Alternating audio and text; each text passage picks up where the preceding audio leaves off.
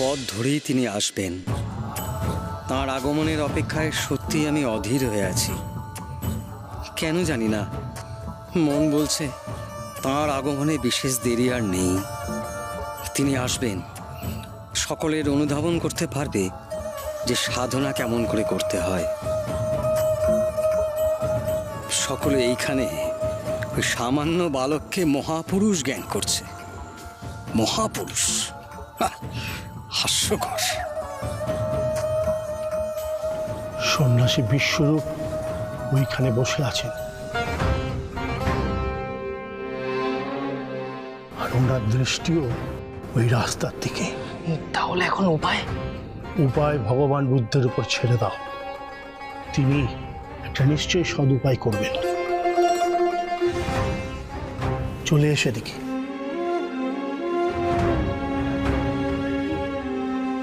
এসো এসো এসো এসো। আমাদের খুব সাবধানে যেতে হবে, কারোর যেন পায়ের শব্দ না হয়।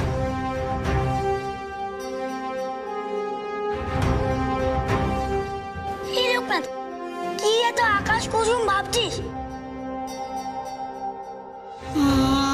আমি ওনার সামনে পড়তে চাইছি না রে।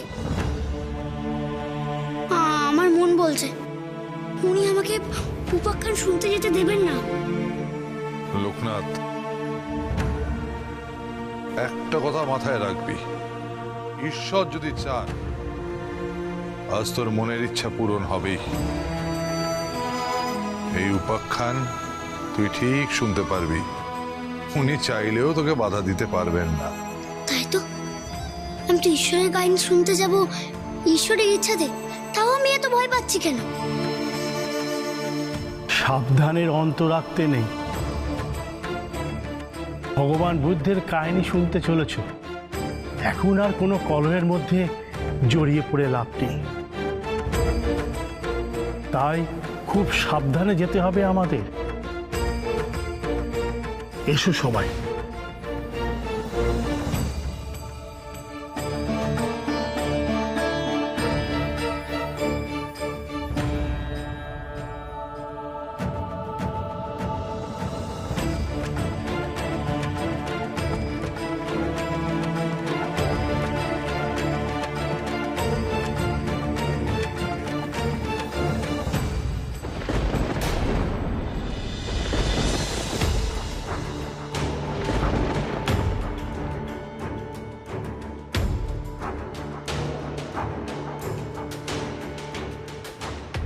আবার হয়তো দুর্যোগ আসতে চলেছে, কিন্তু কিন্তু এই সময় হঠাৎ করে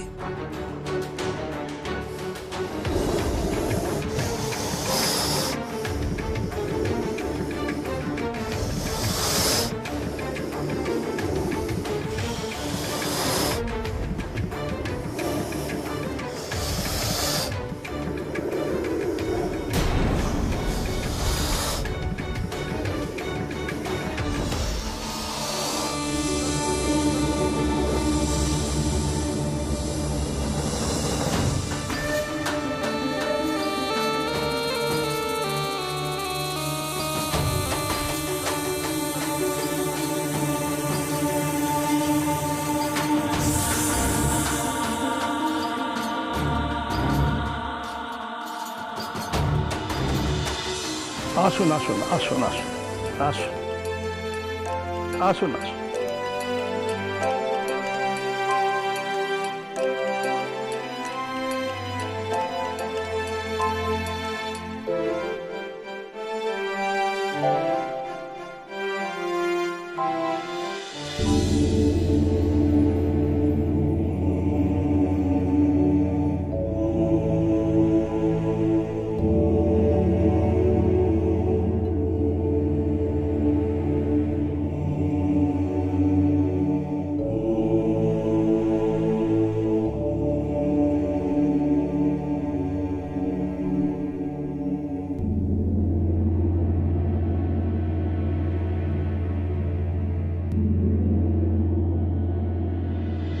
তখন কপিলাবস্তু রাজা মহারাজ শুদ্ধোদন আর রাজমহিষী মায়াদেবী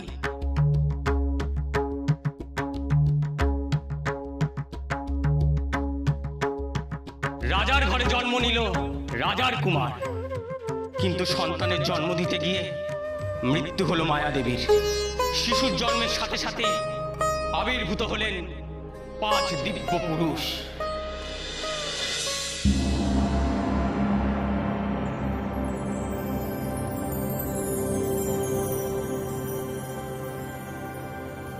এই শিশু অতি সুলক্ষণ, এ একদিন সিদ্ধি লাভ করবে, তাই এর নাম হবে সিদ্ধার্থ।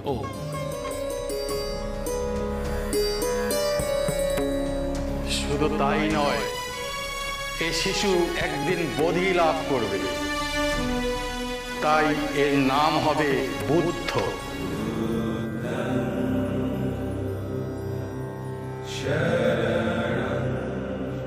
দিন কাটে, পালিতা মাতা গৌতমীর কাছে বড় হতে থাকে সিদ্ধার্থ। মা এক দণ্ডের জন্য কাজ ছাড়া করতে চায় না তার ছেলেকে।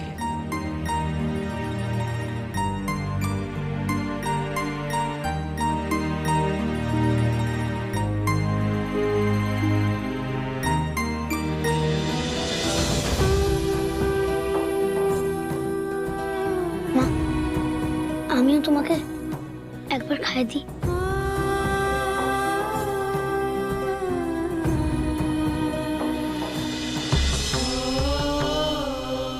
ছেলেবেলা থেকেই ঠিক কেমন যেন অন্যরকম রাজার কুমার। তার বয়সে অন্যান্য বালকেরা যেমন খেলায় মগ্ন, সে তখন আকাশের দিকে তাকিয়ে কি যেন ভাবে।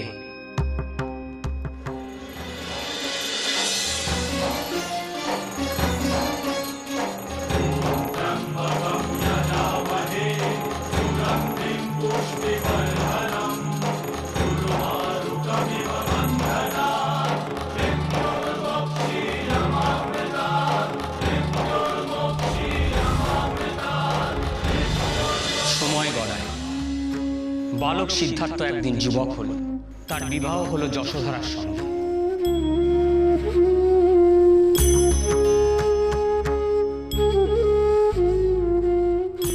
জন্ম হলো এক পুত্র সন্তানের। পুত্রের নাম রাহুল।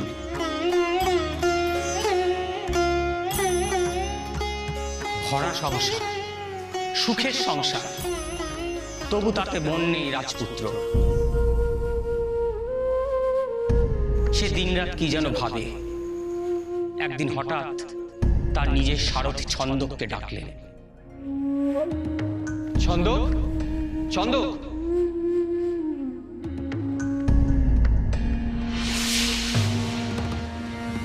আজ্ঞা করুন রাজকুমার। আমি কখনো এই রাজগৃহ এবং উদ্যানের বাইরে কোথাও যাইনি। এই জগৎ সংসার সম্পর্কে আমি একেবারেই অনভিজ্ঞ। ছন্দক, তুমি আমাকে নগর পরিদর্শনে নিয়ে চলো। যথাজ্ঞা রাজকুমার।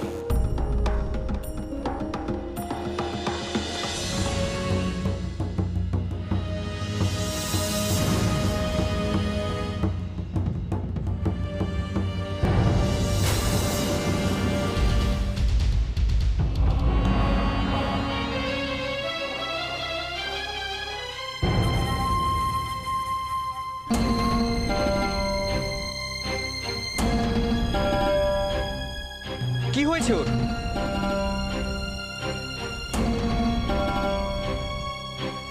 ছন্দক, এ কেন এমন করছে? রাজকুমার ইনি জরাগ্রস্ত, তাই এমন করছে। জরা?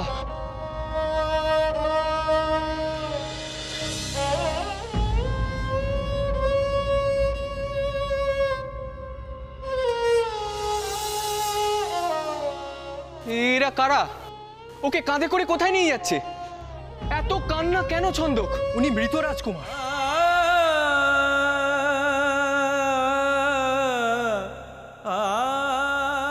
তাই সকলে ওনার শোকে কাঁদছে। এমন কেন হয় ছন্দক? ছন্দক, কেন এত অশ্রু? প্রথমে আসে জরা, তারপরে আসে ব্যাধি, অবশেষে আসে মৃত্যু। এ পৃথিবী বড়ই দুঃখের রাজকুমার। এ পৃথিবী বড়ই দুঃখে।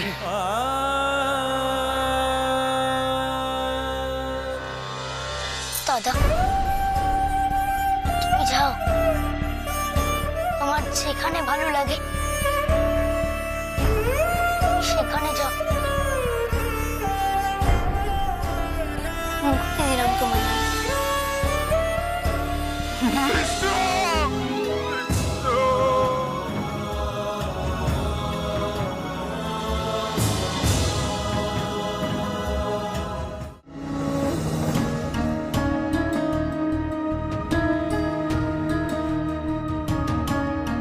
ছন্দক, ইনি কে? ইনি সন্ন্যাসী রাজকুমার, যিনি মানুষের দুঃখ নিবারণের জন্য ঘর ছেড়েছেন। ক্ষুধা তৃষ্ণাবোধ অগ্রাহ্য করেছেন। তিনিই সন্ন্যাসী রাজকুমার, ইনিই সন্ন্যাসী।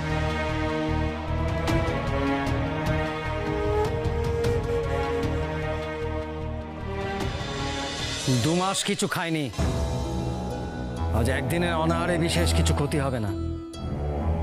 কাল স্নান সেরে তথাগত গৌতমের অর্চনা সম্পন্ন করে আমি খাদ্য গ্রহণ করব, তার আগে নয়।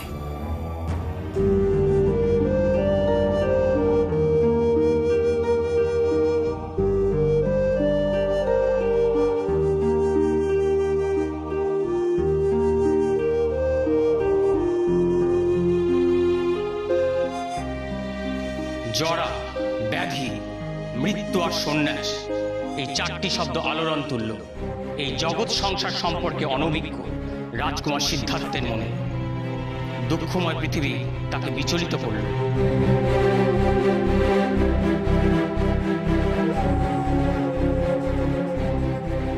তিনি সংকল্প করলেন পৃথিবীর এই দুঃখমোচনের উপায় জানতে হবে।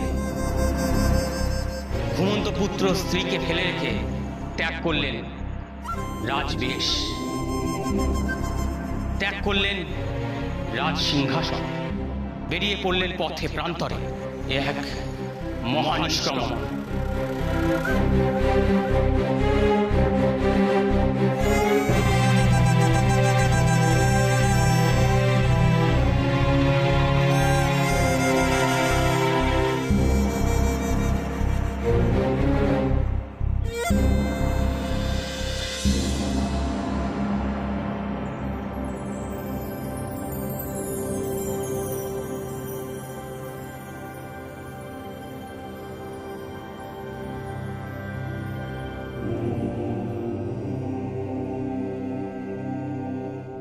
বোধিবৃক্ষের নিচে তপস্যায় বসলেন সিদ্ধার্থ।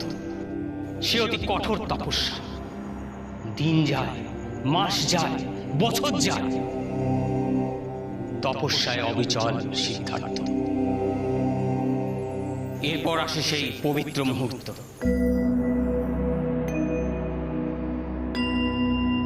কঠোর তপস্যার ফলে বোধি অর্থাৎ সম্যক জ্ঞান লাভ করে সিদ্ধার্থ হয়ে উঠলেন বুদ্ধ, পরম জ্ঞানী তাপস গৌতম বুদ্ধ।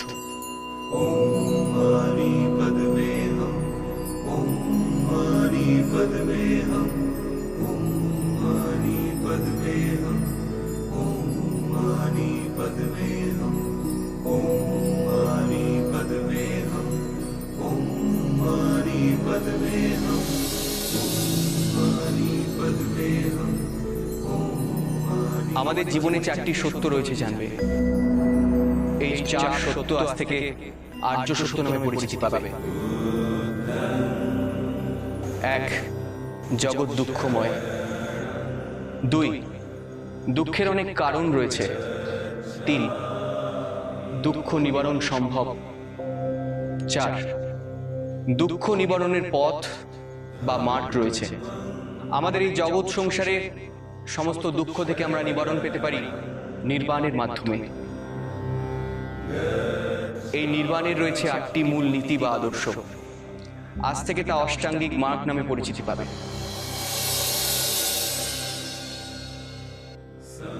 সেগুলো হলো সৎকর্ম, সদ্বাক্য, সৎ চিন্তা, সৎ জীবিকা, সৎ সংকল্প, সৎ চেষ্টা, সৎ দৃষ্টি এবং সৎ সমাধি।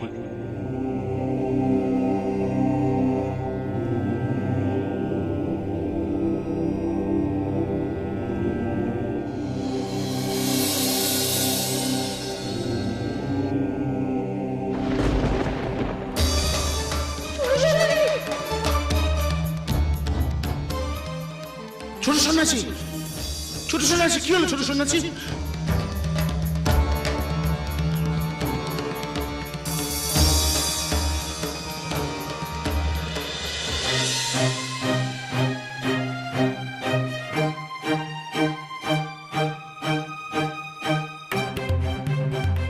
লোকনাথ, লোকনাথ, গুরুদেব, লোকনাথের কি হয়েছে? সাড়া দিচ্ছে না কেন?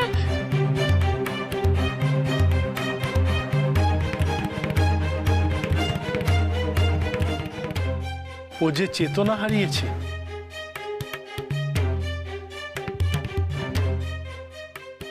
এমন করে অসুস্থ হয়ে পড়লো কেন ছেলেটা? কি যে হঠাৎ করে হলো? না, এ কোনো সাধারণ চেতনা হারানো নয়।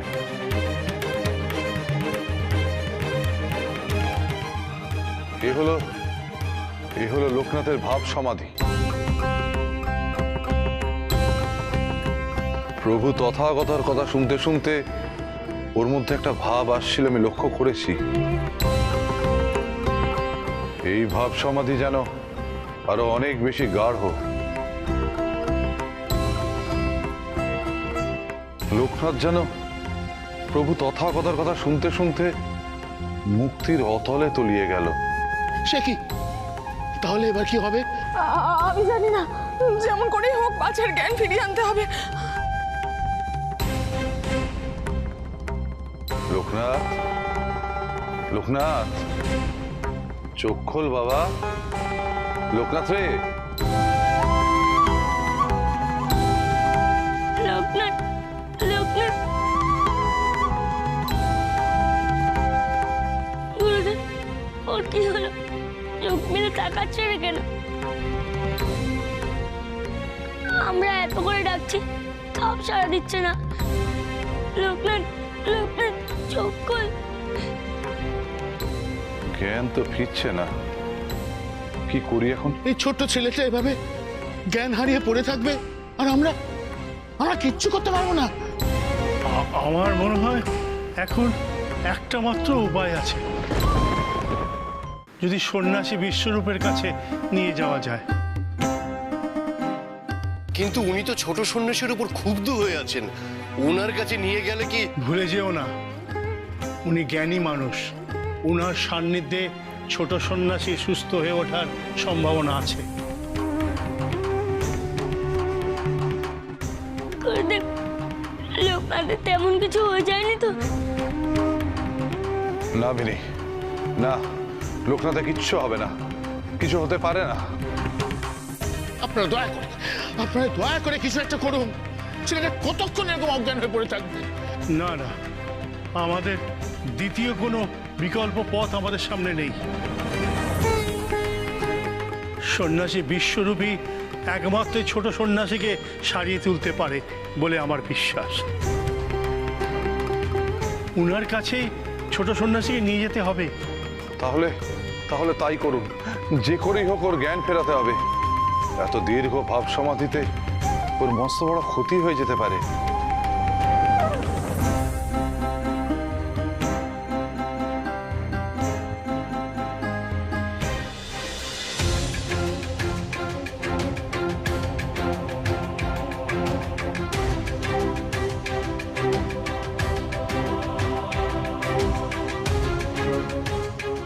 লোকনাথ,